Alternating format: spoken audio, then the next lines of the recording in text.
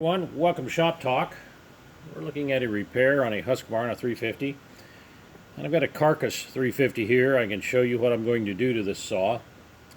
The issue was the fuel tank was leaking, but it wasn't the fuel tank that was leaking. I used my pressure vacuum gauge and checked the fuel line. It was okay. What it was is there's a vent on the right side of the saw as you're holding it, and this shows up as you fuel up. If you've got the saw laying down with the starter side facing you and you're filling it with gas, you know some dribbles on the other side. Good chance it is the venting system leaking. And of course, if you got a pressure vacuum gauge, you can narrow it down in just in seconds, but you can visually inspect these too and determine it. There's two choices on a 350 on the venting. You can go with the left side here, which is a small plug and a larger plug. Small plug goes in first, and then the larger one to seal it. Or the newer vent on the right.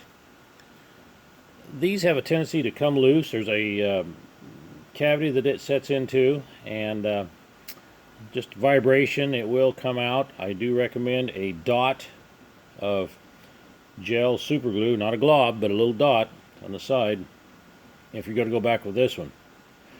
I prefer to use these. They stay in better, and let me show you where they're located. Now, you normally don't have to disassemble that whole tank to do this. You can loosen up the motor mounts on the saw and just jockey it a little bit, and you can access this real easy.